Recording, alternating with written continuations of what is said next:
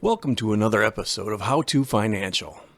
Today, we're going to talk about the age-old debate between physical gold as money and fiat currencies.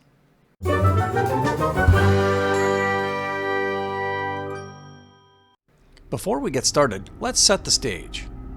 This is physical gold. It's shiny, it's heavy, and it's been used as a store of value for thousands of years. But it's not very convenient to carry around in your pocket. Gold and other precious metals have several qualities that make them superior as a form of money.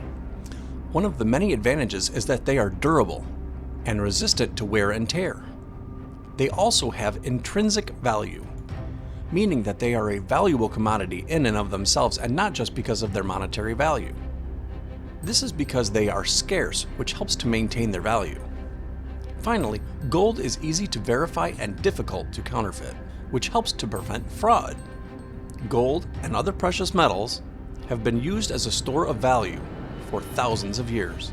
However, precious metals as a form of coin, traded in a marketplace, also has its downfalls. The Roman Empire experienced several downsides to using gold and silver as money. One major issue was that the empire's gold and silver mines were eventually depleted, which made it difficult to mint new coins and maintain a stable currency. Additionally, as the empire expanded, it became more difficult to transport and distribute the gold and silver coins, which led to economic instability in certain regions. Another problem was that the empire's leaders often debased the currency by reducing the amount of gold or silver in the coins, by adding in other metals during the smelting process, in order to pay for wars, public works, or other expenses. This devalued the currency, caused inflation, and led to a loss of trust in the monetary system. Finally, the use of gold and silver as money made it vulnerable to invasion or conquest by other powers, who could seize the empire's mines and mints and gain control over the monetary system. All these factors contributed to the fall of the Roman Empire's economy and monetary system, and eventually the empire itself. Modern uses of precious metals as money usually use a different system, wherein the precious metals are stored in a government-secured vault, and paper IOUs that are convertible to these metals are used as a daily currency between traders and consumers. This provides these modern systems with advantages of both precious metal money system and those of a fiat currency system. So what is fiat currency, you ask? It's not shiny, it's not heavy, but it's a lot easier to carry around. But what's the difference between the two? Fiat currency is not backed by gold deposits and is only backed by faith in the government. Physical gold is not widely accepted as a medium of exchange. You can't just walk into a store and buy a sandwich with a gold bar. So, what fiat money lacks in shininess, it makes up for in its ability to be used as a medium of exchange. But there's one big difference between the two that can't be ignored. Fiat money is much more subject to inflation, which means its value can decrease over time.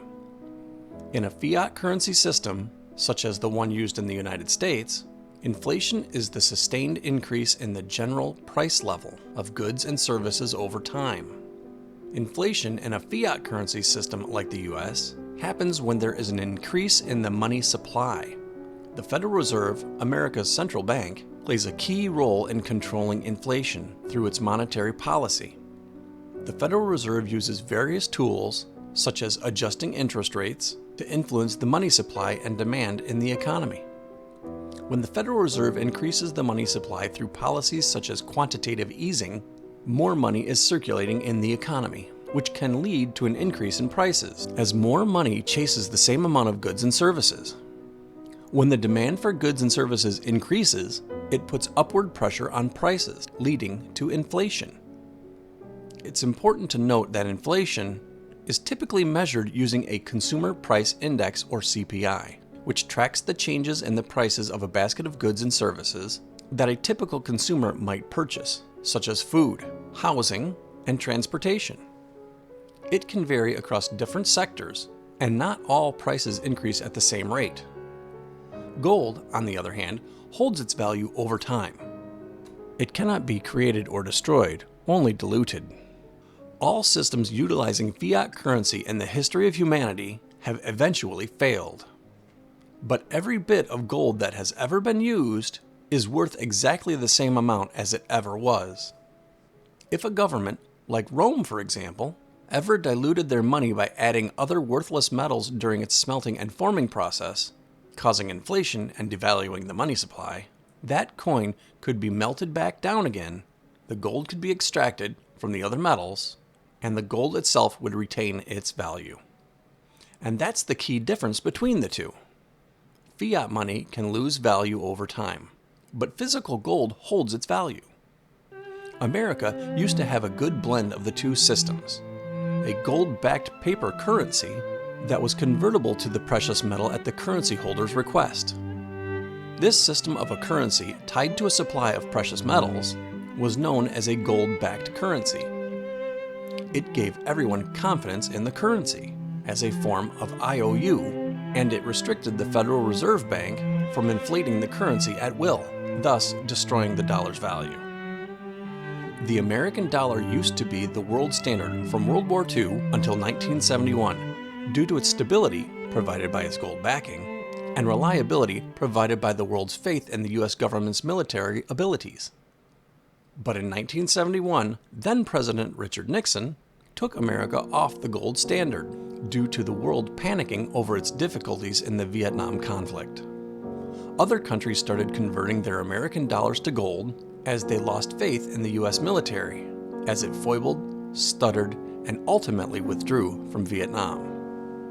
In an attempt to shore up the U.S. economy, President Nixon temporarily took us off the gold standard, until faith in the U.S. was restored in the view of the international community. But as so often happens, and as is often said, no law is so permanent as one put in place to temporarily provide security. Although America's dollar still remains the world standard to this day, it is no longer as stable as it once was. Runaway inflation, congressional spending, income disparities between wealth classes, and boom and bust financial cycles are all examples of the unintended consequences of this policy. So, should we have a precious metals money like gold and silver? Or should we continue on with our current fiat currency? How about a mix between the two, as we used to have in America, of a gold standard-backed currency? Let us know in the comments below. And as always, don't forget to like and subscribe for future videos to help you understand economics.